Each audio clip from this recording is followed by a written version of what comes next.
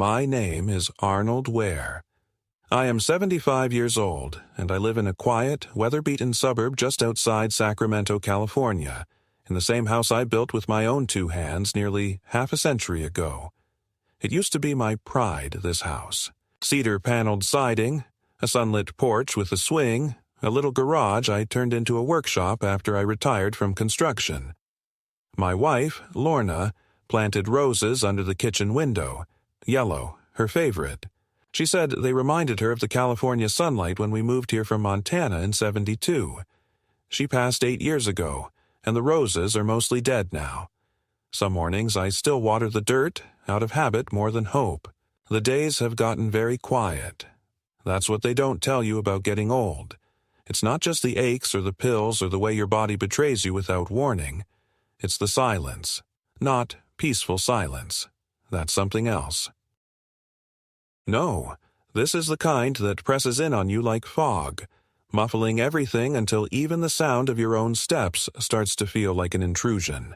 When Lorna died, I filled my days with little repairs, tightening bolts on the deck, repainting the back fence, recaulking bathroom tiles that didn't really need it. I wasn't fixing the house. I was trying to glue my life together with silicone and paint thinner. It didn't work, but it gave me something to do between dawn and dark. I have 2 sons. Thomas is the older one, 48 now, big shot property manager, drives a Tesla, wears loafers without socks, always on the phone with someone more important than whoever he's with. Derek is 44. Teaches business at a community college, likes to talk about mindfulness and boundaries as if those words ever put food on a table. They both live nearby, 15, 20 minutes, tops, but I rarely see them unless something needs to be signed, funded, or fixed. They're not cruel, not in the way people think of cruelty. No screaming matches or slammed doors. Just a slow and steady evaporation of presence, of warmth, of care. It's the kind of neglect that's hard to name but easy to feel, like walking into a room and realizing nobody noticed you left it. When they were little, they were always around me. Thomas used to help me hold the ladder when I cleaned the gutters. Derek would hand me nails, one by one, while I patched the shingles. I used to think I was building more than a house back then. I thought I was building a legacy. A place they'd return to. A center of gravity. But people grow. Or maybe they just drift. And sometimes you look up and realize the orbit you imagined was never real. It was just momentum. After Lorna passed, I tried to keep the tradition going. Family dinners on Sundays, 4th of July barbecues, Christmas lights the grandkids could help string. At first, they came out of guilt, I think. Then less and less. Excuses piled up like unwashed dishes, soccer games, business trips, deadlines, therapy appointments. I understood, or told myself I did. Everyone has a life. But deep down, I knew I'd become something else to them. A responsibility. An obligation. A shadow that lingered in their peripheral vision, too inconvenient to look at directly. Still, I held on. I kept their bedrooms the way they were, more or less. Clean sheets, working lamps, fresh towels in the closet. I paid their kids' school fees when the bills got tight. I helped Thomas with a down payment on his first duplex. Lent Derek my truck for 6 months. Never once asked for anything back. That's what fathers do, right? They give. They step back. They wait to be needed again. Sometimes they wait forever. This house, though, it's the one thing I've never given up. Every floorboard tells a story. Lorna and I painted the master bedroom pale green the summer she beat breast cancer. The dent in the living room wall came from Thomas throwing a football indoors after I'd told him not to. The garage door still creaks the way it did when Derek accidentally drove into it in '96, coming back from his first date. All these flaws, these memories, they're mine. I earned them. I kept the taxes paid, the wiring updated, the plumbing clear. I did what I was supposed to do. I kept the house alive. I suppose I thought it would return the favor. That it would keep me safe, protected, rooted. But I've learned that even the things you build with love can be taken from you, especially by the ones you built them for. I started noticing little changes a few months ago. Thomas would stop by more often, usually unannounced. He'd walk through the rooms like a realtor, tapping on walls, peeking in closets, muttering things like, "Great square footage," and "just needs minor updating." Derek started dropping hints about downsizing and retirement communities with social programs. They both started bringing up my health more than usual. "Dad, what if something happens and no one's there?" "You should have a plan, Dad. It's not safe to live alone at your age." They always said it with smiles, with concern, like they were trying to sell me something sweet. But I know when I'm being softened up. I've been in construction. I know the smell of demolition before the hammer even hits. Still, I didn't think they'd actually do anything. Not really. Not until Thomas asked if he and his family could stay with me for a few weeks, just until their roof was repaired after a supposed leak. I said yes, of course I did. That's what fathers do. That's what I do. I said yes because I still believed that family meant something. Because I was lonely. Because I wanted to believe I still mattered. And for a little while, it almost felt like I did. The house was full of life again. Laughter, footsteps, the clatter of dishes, cartoons blaring in the morning. I told myself it was worth it. Even when I couldn't find space in my own kitchen.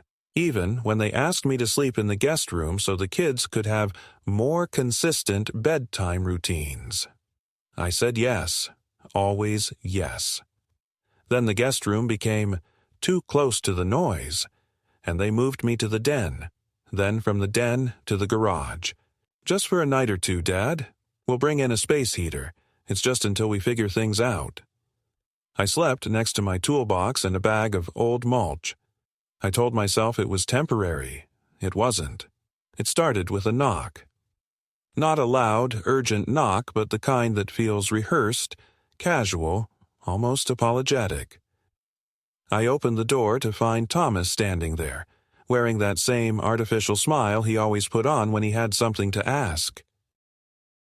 Behind him was his wife, Meredith, looking uncomfortable in yoga pants and holding a plastic storage bin like a peace offering. I hadn't seen either of them in months, not since Christmas when they stopped by for exactly 27 minutes, dropped off a generic sweater I never wore, and left before the pie had even been cut. "Hey, Dad," Thomas said, stepping over the threshold without waiting for an invitation. "Got a minute?" I stepped aside and let them in, already feeling the old familiar sensation creeping into my chest, the one that always came when my own home began to feel less mine.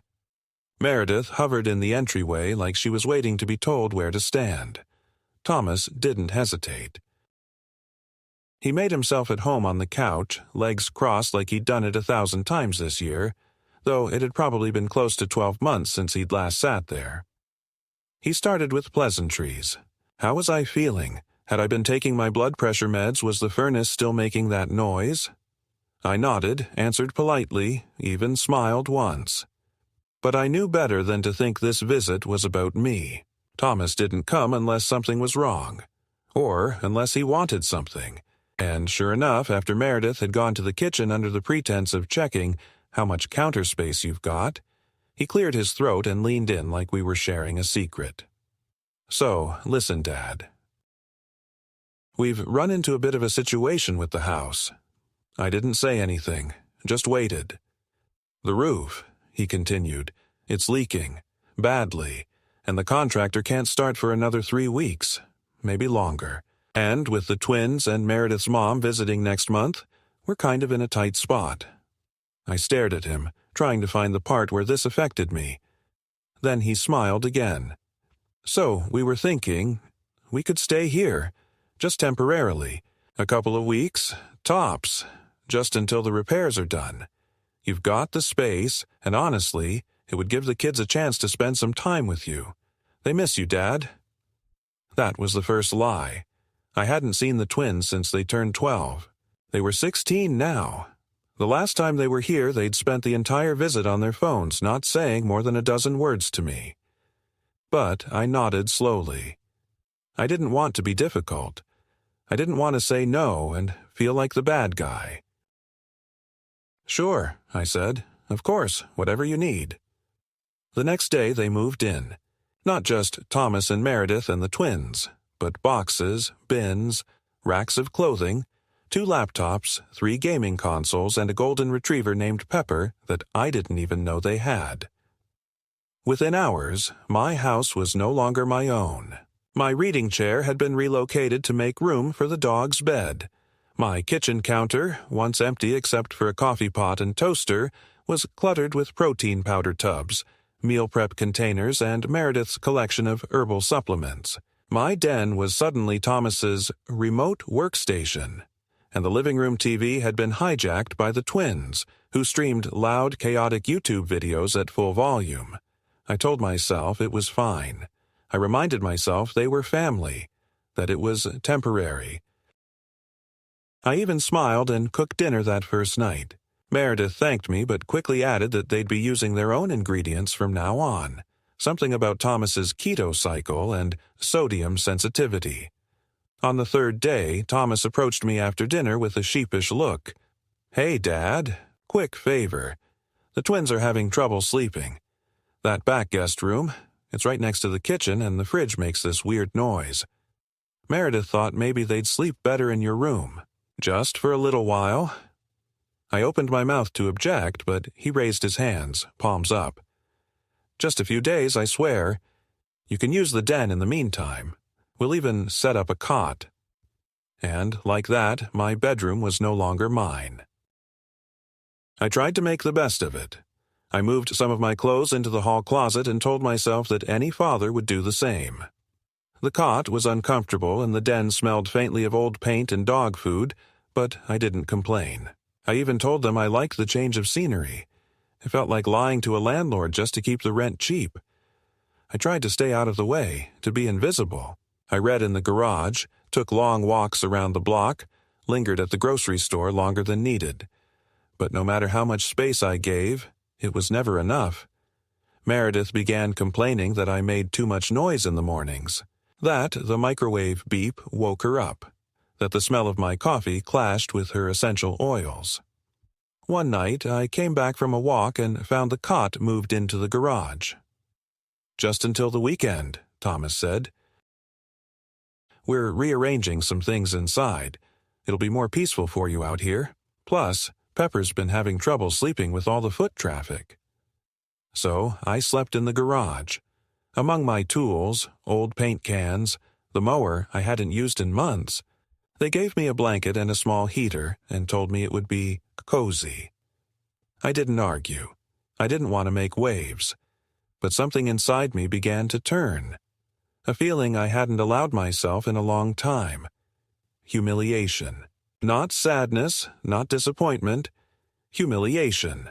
Like a child being punished. Like a tenant squatting in a house he'd spent his entire life paying for. The next morning, I woke up with a sore back and a stomach full of acid. The garage smelled of mildew and gasoline. My coffee pot had been unplugged. When I asked about it, Meredith said the outlet was needed for her blender.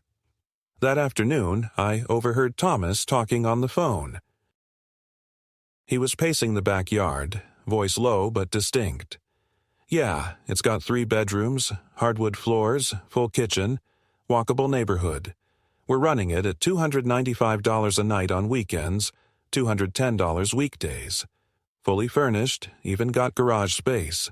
Perfect for digital nomads." I froze. My blood went cold. He was talking about my house, not his, not some rental property. My house. I waited until he went back inside. Then I pulled out my phone and checked Airbnb. It took seconds. There it was, a listing titled Modern Suburban Escape. Photos of my home, my living room, my kitchen, even my bed, the one I hadn't slept in for weeks. Hosts, Thomas and Meredith Ware. They had listed my house for short-term rental, claiming it was their property. They were renting it out to strangers, while I slept in the garage like a forgotten piece of luggage. I didn't confront them. Not yet. I needed to understand how deep it went. I needed to know how long they had planned this and how much they had taken. But in that moment, standing there with my hands shaking and my ears ringing, I realized the truth. I had been evicted from my own life, and I hadn't even seen it coming. The morning after I discovered the Airbnb listing, I sat in the garage for almost an hour trying to make sense of what I had seen. My own home, rented out by my own son. There it was, online, perfectly lit, sanitized with filters presented to strangers as some modern oasis, while I slept beside a shelf of motor oil and a rusted workbench. It wasn't the money, though that would come later. It was the deceit. The casual, practiced kind. The kind that assumes you're too slow to notice, too tired to fight. That's what hurt the most, that they thought I was already gone in all the ways that mattered. And the worst part? I hadn't even been asked. Not consulted, not informed. My signature wasn't on anything. They had simply done it, like people who believed they were entitled. I kept quiet that day. I needed more information. I knew if I confronted them now, they would spin a web of reasons and half-lies. So I watched. I listened. That evening, a young couple arrived, early 30s, beaming, dragging 2 stylish roller suitcases behind them. Meredith greeted them at the door, all smiles and professional enthusiasm. "Welcome. Please make yourselves at home. The coffee is locally roasted. The streaming passwords are on the fridge." They didn't see me in the garage. Why would they? I wasn't part of the house anymore. I was an afterthought, a background object not worth mentioning. Meredith brought me a sandwich that night wrapped in paper towel like a pity offering. "Hope you don't mind. We've got guests for the weekend. It's just easier this way." Easier for whom? I wanted to ask, but I didn't. I nodded like a polite ghost and waited for her to leave. For the next 3 days, I became a trespasser on my own property. I couldn't use the bathroom during the day because guests were always there. The upstairs shower, the one with the rail I had installed after my hip started giving me trouble, was off limits. I used the garden hose once after making sure no one was watching, and even that made me feel like some decrepit man in a cautionary tale. The kitchen was entirely theirs now.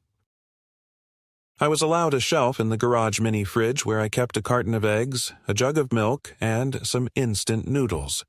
The stove was forbidden. "Too much liability," Thomas had said. He didn't even look up from his phone when he said it. One night, unable to sleep on the stiff cot, I walked around the side of the house just to breathe in some air. Through the living room window, I saw the guests sitting on the same couch I had watched football on for decades, laughing, drinking wine. My framed photos had been replaced with abstract art prints. Even Lorna's yellow rose painting, the one we picked out on our honeymoon in Carmel, was missing. I stood there for a long time, not because I was spying, but because I needed to see with my own eyes just how thoroughly I had been erased. Monday morning, after the guests left, I decided I had to say something. I waited until breakfast, at least their version of it, all smoothies and gluten-free waffles. Thomas was at the counter, scrolling through his tablet. "We need to talk," I said. He glanced at me, then back to his screen. "Sure. What's up?" I pointed toward the house. "The listing, the strangers. You're renting out my home without telling me, without permission." He didn't even flinch. "Dad, relax. It's temporary. Just a way to cover some costs while we get things sorted. You said we could stay here." "Yes," I replied. "I didn't say you could evict me from my own home." Meredith joined the conversation then, wearing a bathrobe and carrying a mug that said, "Gratitude is a mindset." "We didn't evict you," she said, as if the word itself was melodramatic. "We just repurposed the space. You said you wanted quiet. The garage gives you that." I stared at them both, stunned. "You've put me out here like I'm an old lawnmower," I said, voice shaking. "I live here. This is my house." "Legally?" Thomas asked. and that was the first time I saw the truth peek through the polished mask. "Because, Dad, you transferred the house to us, remember? The paperwork? Last year?"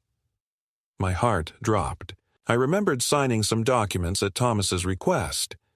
He said it was to help with refinancing, that the bank needed all residents on file. I hadn't read the fine print. I had trusted him. My son. "You said it was for the loan," I muttered. "It was," he replied, "and now it's ours, but you're still welcome to stay, obviously."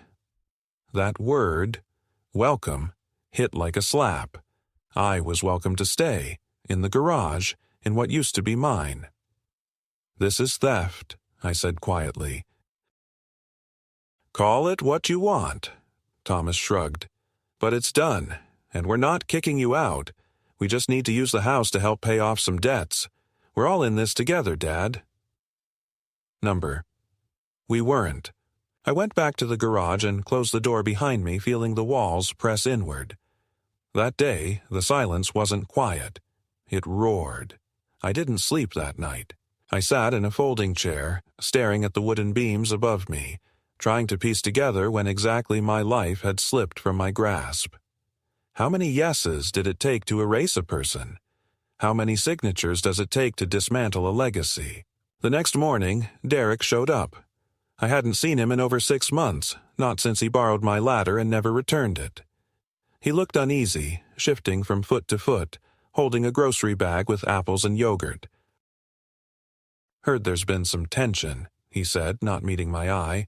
"I thought I'd check on you." I nodded cautiously. "Nice of you to remember I exist." He sighed. "Come on, Dad. You know how busy things have been." "Sure," I said. "Busy renting out my house." He winced. "Tom told me everything. Look, I get it. It's weird. But maybe it's for the best. You don't need all this space. You're not using it." I looked at him, really looked at him. This was the boy I had built tree houses with. The boy who cried when his goldfish died. Now he was telling me I didn't need my own home. "So, what do you suggest, Derek?" I asked. "That I sleep in the trunk next time?"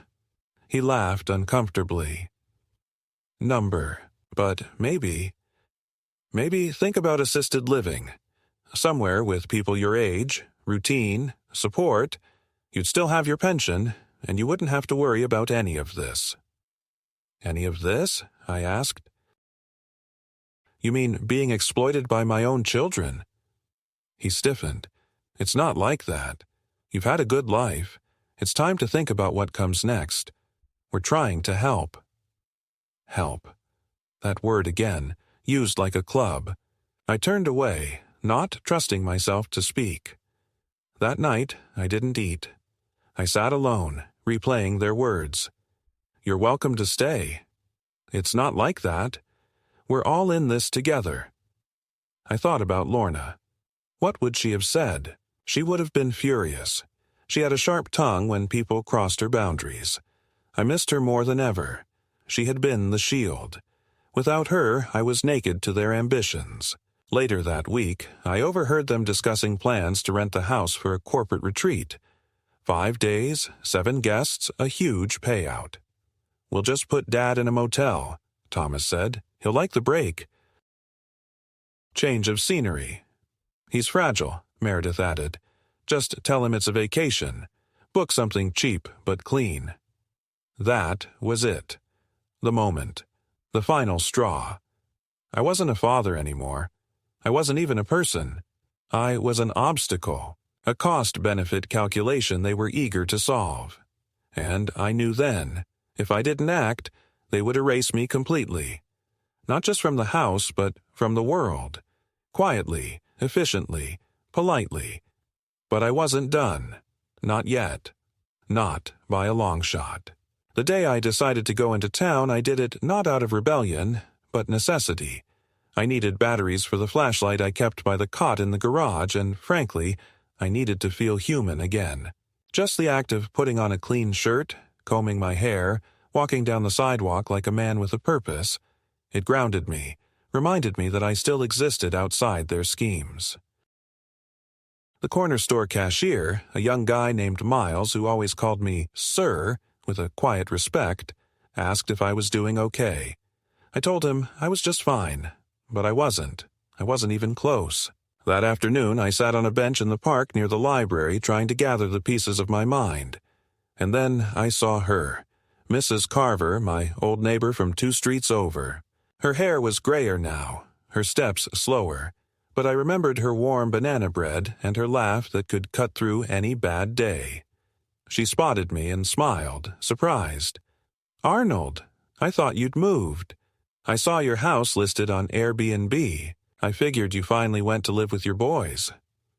My heart stopped. "Listed?" I said, though I knew what she meant. "Oh, yes," she said, sitting beside me. "A few weeks ago. It popped up when I was helping my niece look for a place to stay during her conference. I thought, hey, I know that porch. That's Arnold's house. Funny, though, the host name wasn't yours.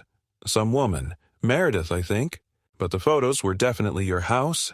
Even your workshop in the garage was there. I remember you built those shelves yourself." I forced a smile and nodded, but inside I was unraveling. They hadn't just listed the house. They had listed my life, without my name, without my story, like I was a ghost haunting the wallpaper. I left the park in a daze, my hands shaking. I didn't go straight home. I walked, for hours. Past the church Lorna and I used to attend. Past the hardware store where the clerk still remembered how I always bought real nails, not those flimsy plastic anchors. By the time I got back, the sun was low and the house was glowing warm gold in the evening light. It looked like it belonged to someone else. When I opened the garage, there was a mattress on the floor now. Not a cot, not even an airbed. A thin, tired, twin mattress shoved against the wall, like I was the spare piece of furniture no one knew what to do with.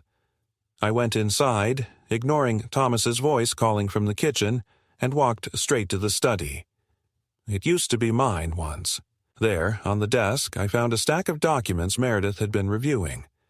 I shouldn't have looked, but I did, because something inside me had already broken loose and wasn't going to be quiet anymore.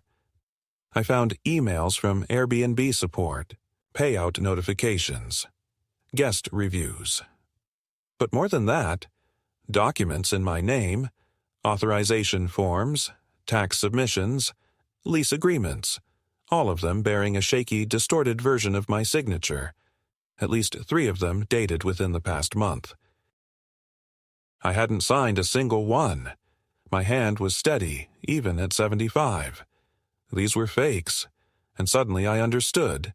They were preparing something permanent. They weren't just renting my home. They were laying the groundwork to make it legally theirs, to argue, eventually, that I had transferred ownership voluntarily, that I was confused, that I didn't remember, and, worst of all, that I couldn't take care of myself. I didn't sleep that night. I sat in the garage with my documents spread on the workbench, checking everything. My Medicare records, my banking passwords, my mail. Things I'd let slide, assuming the world would keep its shape around me.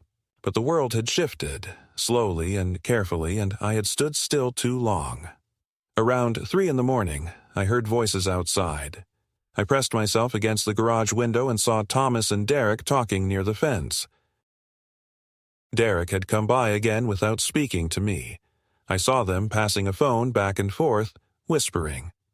At one point, Derek said something sharp and Thomas waved him off. Then they laughed. Laughed. As if whatever they were plotting was more entertainment than strategy. The next day, I waited until the house was empty. They'd gone out, supposedly to take the twins to some brunch spot in town. I called the county office from my phone and asked for a copy of the property title. It arrived by email 2 hours later. My name was nowhere on it. Meredith and Thomas Ware, listed as full legal owners.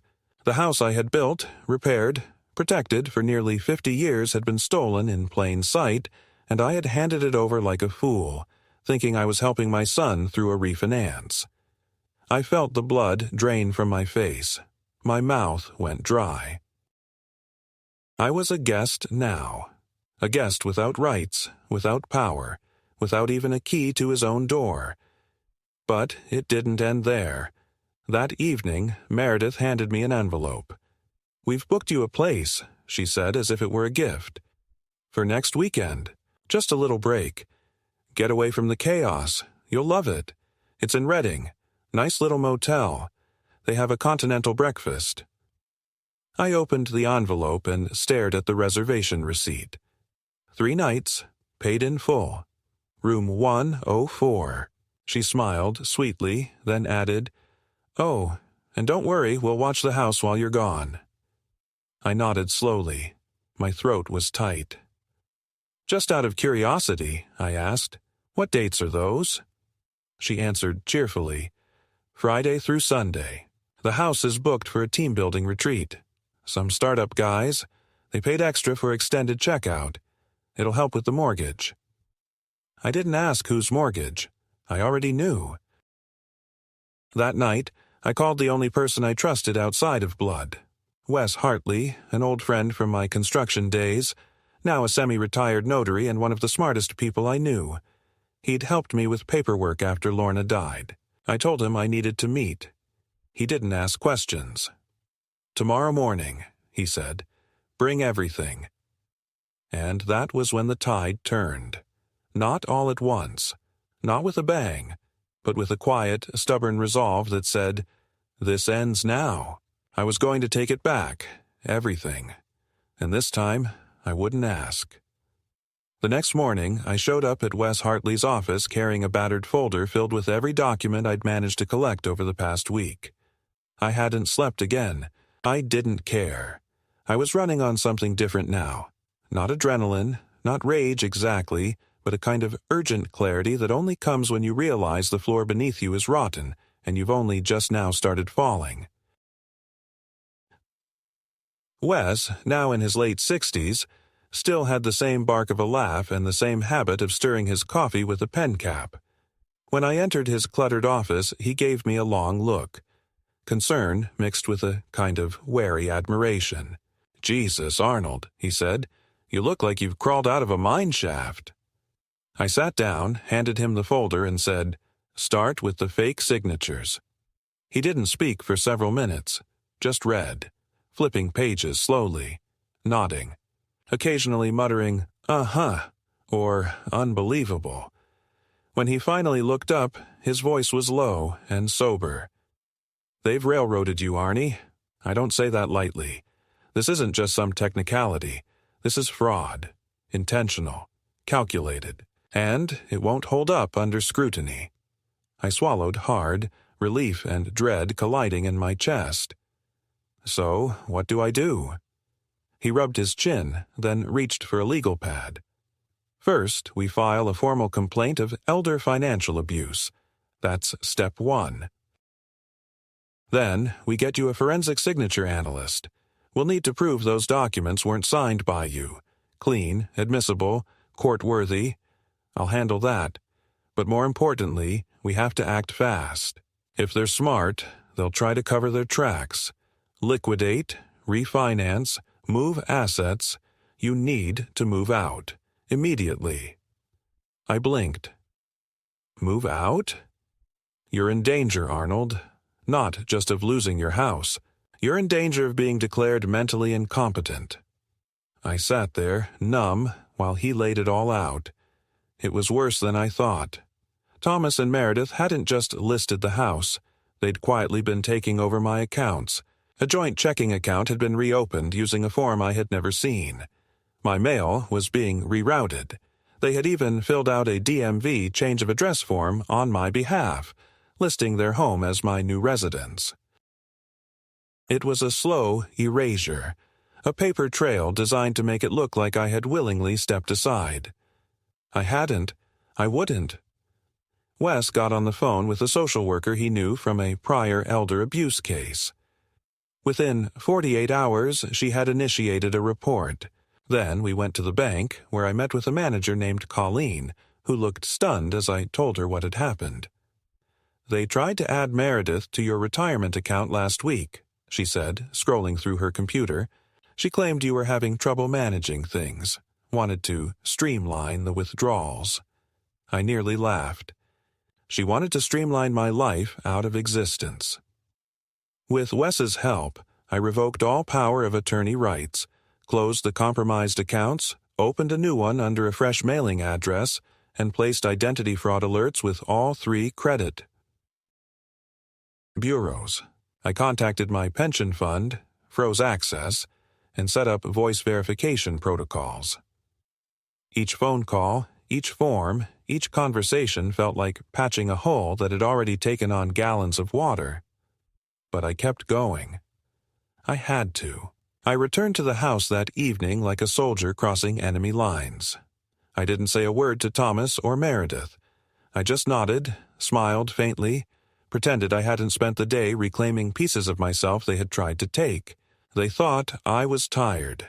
They thought I was fading. That was their first mistake. The next morning, I met with a real estate lawyer who confirmed what Wes had already told me. My signature had been forged, and the notarization was invalid. The transaction was legally brittle. With the right moves, I could unwind it. But be careful, she warned. They'll come at you sideways. They'll call you confused, unstable. They'll say you're bitter, that you're old and paranoid. The law's on your side, but optics are everything. Stay steady. I stayed more than steady. I became methodical. I began recording conversations. I logged every interaction. When Derek stopped by again, pretending to check on me, I asked him to clarify, casually, whether he'd ever seen me sign over the house.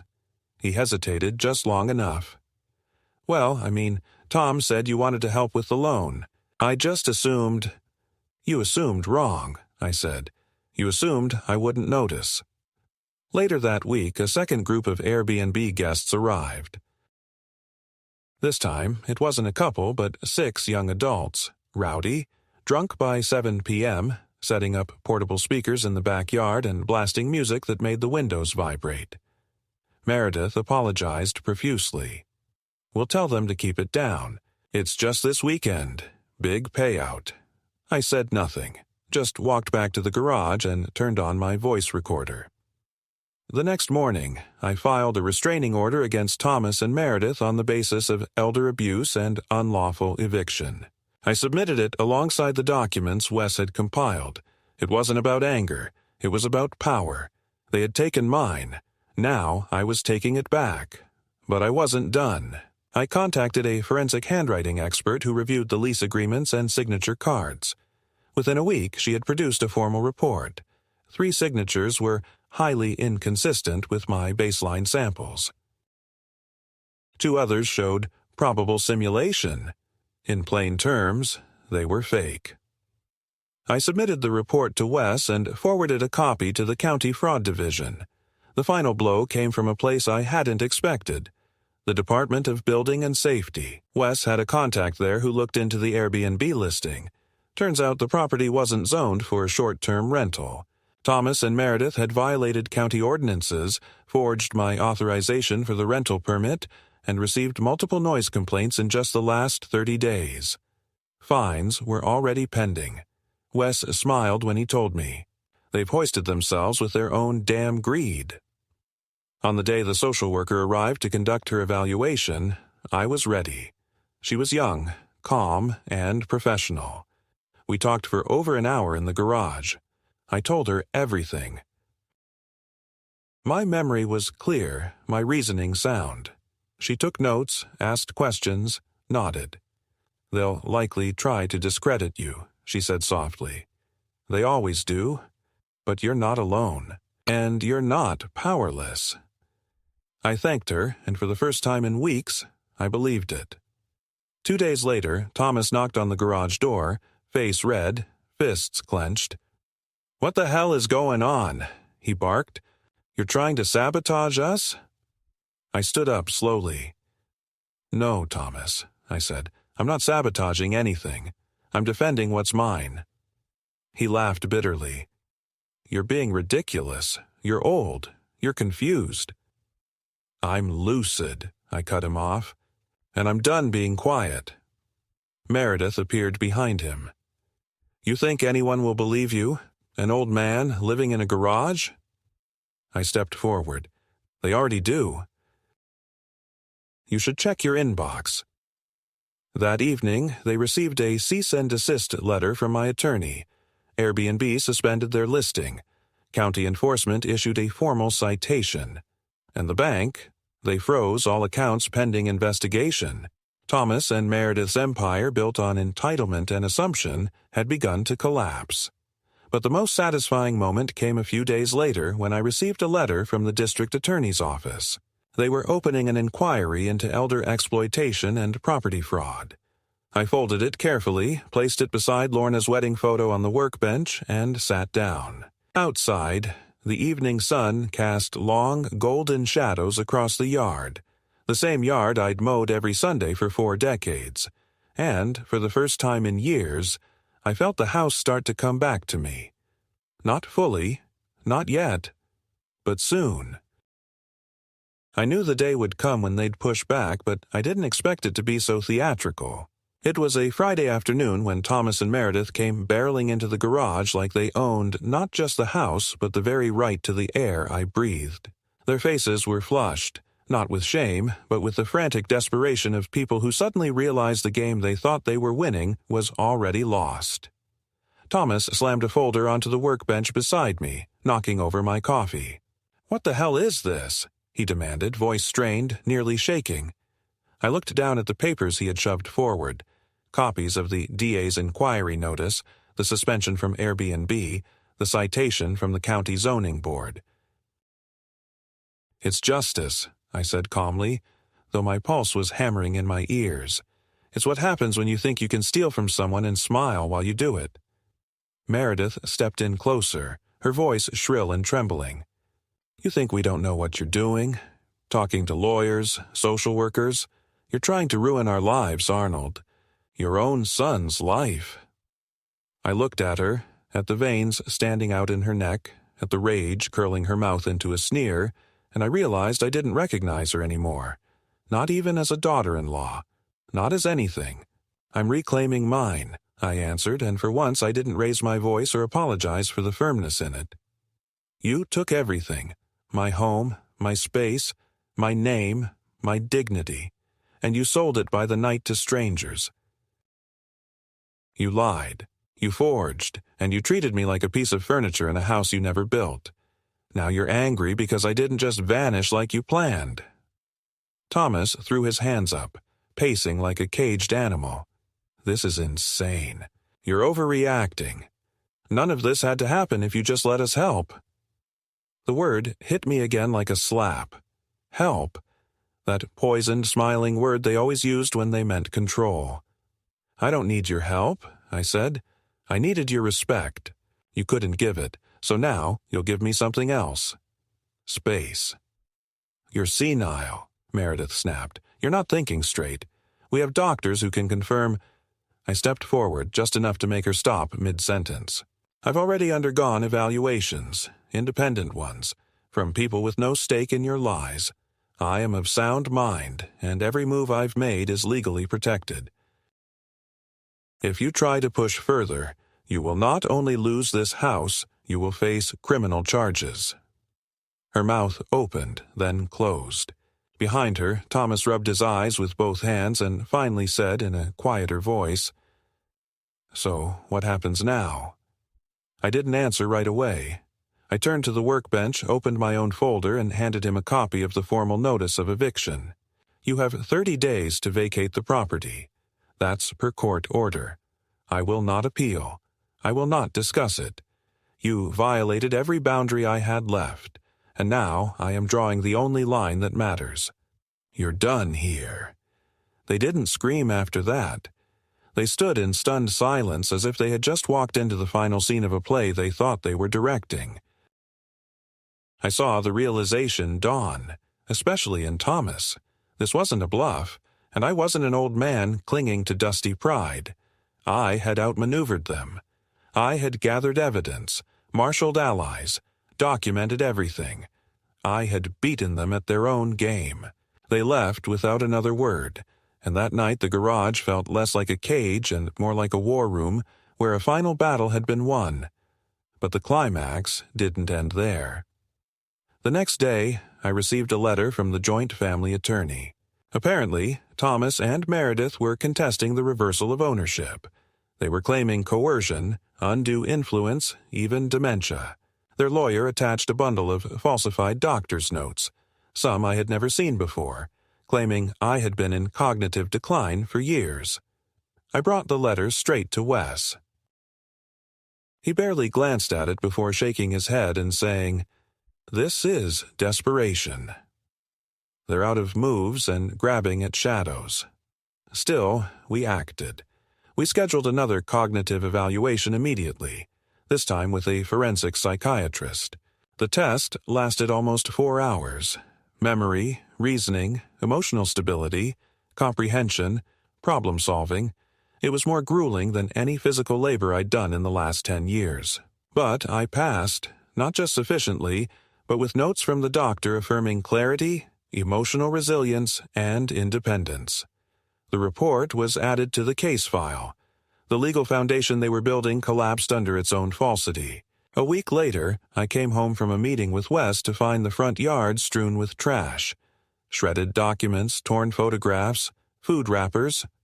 My mailbox had been smashed in. The windows of the garage bore greasy handprints. I didn't call the police. I simply took photographs, logged everything, uploaded the images to a shared file with Wes and the DA's office. These weren't tantrums. They were admissions of guilt. And I wouldn't be baited. The final confrontation came not with shouting or chaos, but silence. 2 weeks before their court-mandated move-out date, Thomas returned alone. He stood at the garage door, hat in hand like a child caught cheating at school. "I just want to talk," he said. I opened the door, said nothing, and let him step in. He looked around at the sparse setup, the cot, the workbench, the single lamp, and his eyes watered. "I didn't think it would get this far," he said. "We were just trying to get ahead. We thought—" "You thought wrong," I said. "You thought I'd roll over and vanish. You thought I was too old, too tired, too soft to fight. You forgot who built this house. Who raised you? Who taught you to use your damn hands in the first place?" He sat down on a crate and stared at the floor. "I don't even know who I am anymore," he whispered. "Meredith. She got carried away, and I let it happen." I nodded, but I didn't offer sympathy. It was too late for that. "I'm not here for apologies," I said. "I'm here to live the rest of my life in peace. You made choices. Now you live with them." He looked up. "And that's it? You cut us out." "I'm not cutting you out," I said. "You walked out years ago. You just didn't notice. This house, this name, this history. You gave them up when you decided to rent my bedroom to strangers. There's no path back from that." He didn't argue. He just stood up, nodded, and left. When the garage door closed behind him, I exhaled a breath I hadn't realized I'd been holding for months. Not from fear. From waiting, for justice, for the wheel to turn. It had turned. And for the first time since Lorna passed, I felt something deep and unexpected in my chest. Relief. Not triumph. Not vengeance. Freedom. The morning after they left, I stepped into the house like a man returning to a memory he wasn't sure was still real. The silence inside wasn't hostile anymore. It was clean, open, full of space that belonged to me again. My old chair was still missing, replaced months ago by one of those boxy beige things Meredith thought looked minimalist. But the floor still creaked the same way, and the sun still spilled through the kitchen window in that familiar golden streak. Lorna used to call God's light. I stood there for a while, letting it all settle. The furniture could be replaced. The damage could be fixed. The betrayal would take longer. But for the first time in months, I didn't feel like I was trespassing in my own skin. I was home. Not the physical structure, but the sense of dignity that had been buried under layers of deceit and manipulation. I moved through each room slowly, noting what was gone, what had been moved, what had been carelessly discarded. In the guest room closet, I found an old box with my name scratched on it in Thomas's handwriting. Inside were bank statements, my old military discharge papers, and a stack of unopened birthday cards I had sent to my grandchildren over the years. None of them had been opened. Some were still sealed. That's when the last trace of bitterness finally burned off, like the final ember dying in a fireplace. Not out of peace, but because I knew the truth now. You can love someone and still walk away from them. You can forgive someone and still never speak to them again. I boxed the papers and put them in the attic. Over the following weeks, I rebuilt, not just the house, but the life I had nearly surrendered. I replaced locks, painted walls, donated their designer furniture to a shelter. I cleared the fake plants from the bathroom and planted real ones on the windowsill. I canceled all streaming services and reinstalled my old antenna. The twins had set up motion-sensing lights all over the backyard. I tore them down and hung wind chimes in their place. I brought Lorna's yellow rose painting down from the garage and returned it to the hallway where it belonged. The house breathed again. Not the busy, chaotic breath of guests and ambition, but the steady, quiet breath of a man who has taken back his name. Legally, the process dragged for months, but I didn't flinch. The DA's office confirmed their investigation was moving forward. I didn't press for jail time. I didn't want spectacle. I wanted silence. I wanted peace. I sold the house 6 months later.